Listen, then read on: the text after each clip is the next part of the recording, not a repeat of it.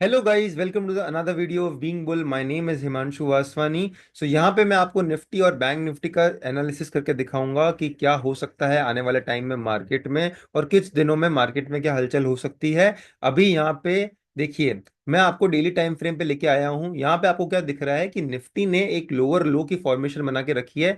यहाँ अगर मैं एक ट्रेंड लाइन ड्रॉ करता हूँ तो यहाँ पे आपको दिखेगा कि निफ्टी ने एक लोअर लो का फॉर्मेशन बना के रखा है। निफ्टी देखो, पहले मैं आपको एक स्ट्रक्चर समझाता हूँ कि कैसे निफ्टी आपको ट्रैप करता है। ये देखिए, अगर मैं आप पे एक ट्रेंड लाइन मैंने ड्रॉ की है।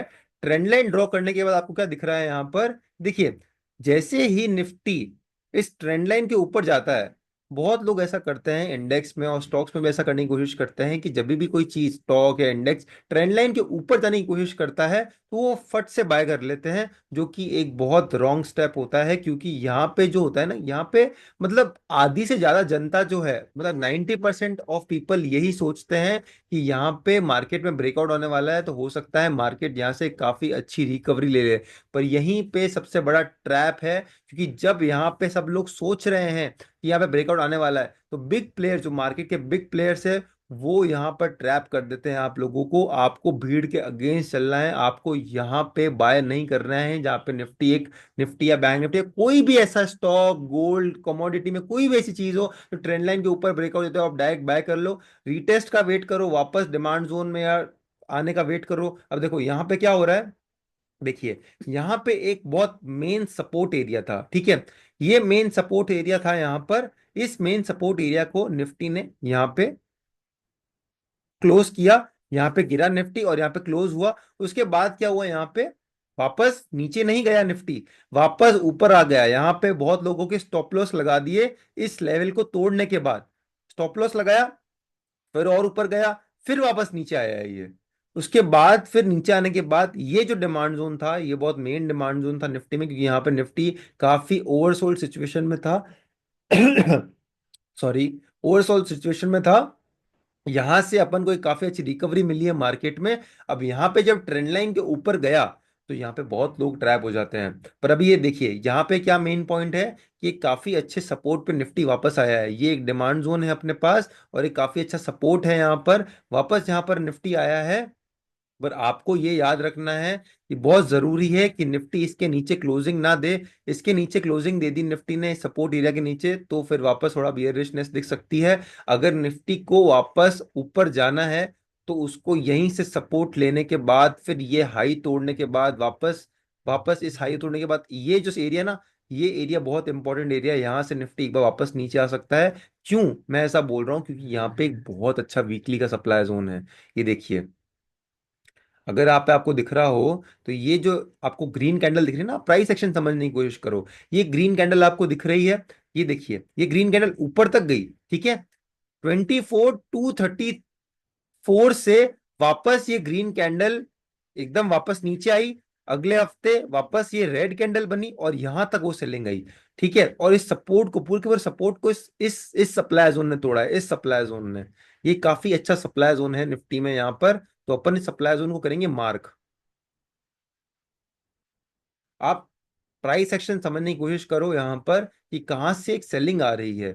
अब यहां से काफी सेलिंग आ रही है, तो हो सकता है जब निफ्टी वापस ऊपर अगर यहां से जाता है तो यहां से फिर वापस नीचे आ सकता है। और फिर देखते हैं कि हायर हाई बनाते बनाते ऊपर जाता है कि नहीं जाता है। पर एज ऑफ नाउ आपका कुछ दिनों का एनालिसिस यही रहेगा कि ये एक मेन सपोर्ट एरिया है निफ्टी के पास। इसके नीचे क्लोजिंग नहीं होनी चाहिए, नहीं तो फिर वापस अपन को यहाँ से वापस थोड़ा सा पुल बैक देके फिर ये रेजिस्टेंस लेने लग जाएगा और फिर नीचे जाएगा। अगर यहाँ से सपोर्ट मिल गया निफ्टी को तो ये ऊपर जाएगा, और हो सकता है ये अपन को 24,000 तक के लेवल वापस दिखा दे।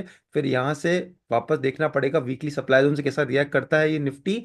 अगले वापस डिमांड जोन बनाएगा और फिर अगर ब्रेकआउट दे तो बहुत ही अच्छी बात है। बट आपको ये सपोर्ट और ये सप्लाई जोन, ये रेजिस्टेंस दोनों ही याद रहने चाहिए। इस दोनों के बीच में निफ्टी इधर उधर ही करेगा। इसके नीचे क्लोजिंग हो गई तो निफ्टी बेरिश हो जाएगा वापस। अब मैं आपको बैंक निफ्टी दिखाता हूँ। बैंक निफ्टी में भी क्या चल रहा है, बैंक निफ्टी का सिचुएशन अभी बहुत ज्यादा ही खराब है। अगर 3 मंथ के टाइम फ्रेम पे अगर मैं आपको लेके चलूँ तो ये अपने मंथली के 20 EMA से चल रहा है। और आपको मंथली ईएमए पे 20 ईएमए चल रहा है। यहाँ पे ये क्वार्टरली के डिमांड जोन में आया है, यहाँ पे काफी अच्छा डिमांड जोन है, वहां पर आया है। पर अगर मैं वीकली टाइम फ्रेम पे आपको लेके चलूँ ना, तो यहाँ पे एक बहुत बड़ा इशू है। क्यों इशू है यहाँ पर? क्योंकि यहाँ पर एक काफी अच्छा सप्लाई जोन है वीकली में, जो निफ्टी में था वही का वही बैंक निफ्टी में भी है। तो अगर ये बैंक निफ्टी यहां से सपोर्ट लेने के बाद अगर ये वापस ऊपर जाता है, तो ये श्योरिटी है कि ये वापस यहाँ से नीचे भी आएगा। यहाँ से काफी अच्छा सप्लाई जोन है, ये बहुत अच्छा रेजिस्टेंस है। यहाँ से आप जब अगर बैंक निफ्टी यहाँ पे आ जाए, इस लेवल तक आ जाए, तो आपको पोजीशन थोड़ी सी निल रखनी पड़ेगी। यहाँ पे बहुत हैवी रेजिस्टेंस है, ये रेजिस्टेंस इतनी आसानी से टूटने वाला नहीं है, क्योंकि निफ्टी में भी सप्लाई जोन है, बैंक निफ्टी में भी सप्लाई जोन है। हाँ, मैं ये नहीं बोल रहा हूँ कि श्योरिटी है कि यहाँ तक आ जाएगा, बट अपन को ये नहीं देखना है कि कहाँ तक आ जाएगा। अपन को तो अगर देखना है कि अगर ये यहाँ पे आ जाता है तो अपन को क्या करना है, अगर ये डिमांड जोन में आ जाता है तो अपन को क्या करना है। तो ये आप ध्यान रखना कि यहाँ पर जब निफ्टी आएगा, बैंक निफ्टी आएगा, तो यहाँ पे काफी अच्छा रेजिस्टेंस है। और जब यहाँ पे बैंक निफ्टी आएगा इन डिमांड जोन्स में, तो हो सकता है कि ये एक थोड़ा सपोर्ट ले ले। पर यहाँ पे अगर इसके नीचे क्लोजिंग दी बैंक निफ्टी ने, तो वापस इशू है, बैंक निफ्टी फिर यहाँ तक जरूर आएगा, 47,000 तक। अगर इसके नीचे 48,900 के नीचे अगर बैंक निफ्टी ने क्लोजिंग दी, तो बैंक निफ्टी 47,000 तक भी आ जाएगा। और अगर निफ्टी ने, और निफ्टी का मैंने आपको बता के रखा है, अगर निफ्टी ने इसके नीचे क्लोजिंग दी, इन इन इस सपोर्ट के नीचे क्लोजिंग दी, तो ये वापस बेयरिश हो जाएगा, यहाँ से फिर रेजिस्टेंस लेना स्टार्ट कर देगा। और अगर इस निफ्टी ने यहाँ से सपोर्ट ले लिया, तो हो सकता है निफ्टी 24,000 तक भी पहुंच जाए। तो ये एनालिसिस आपको ध्यान में रखना है। मैंने आपको एक रेजिस्टेंस और एक सपोर्ट एरिया बता दिया है, जहाँ से निफ्टी चल सकता है और निफ्टी रेजिस्टेंस ले सकता है। इन सपोर्ट और रेजिस्टेंस को आपको ध्यान रखना है। जब भी निफ्टी रेजिस्टेंस इस रेजिस्टेंस के पास पहुंचे, तो आपको अपनी पोजीशन थोड़ी सी निल रखनी पड़ेगी, क्योंकि वहां से मार्केट वापस गिर सकता है। सपोर्ट पे लो, रेजिस्टेंस पे बेचो, ये आपको थ्योरी याद होनी चाहिए। सप्लाई जोन और डिमांड जोन ही मार्केट को चलाते हैं। तो ये था वीडियो। आई होप आपको एनालिसिस अच्छा लगा होगा। यहाँ पर और भी एनालिसिस चाहिए तो आप हमारे कमेंट सेक्शन में कमेंट करो कि कौन सा एनालिसिस चाहिए, किस चीज टॉपिक के ऊपर आपको वीडियो देखनी है। तो मिलते हैं नेक्स्ट वीडियो में।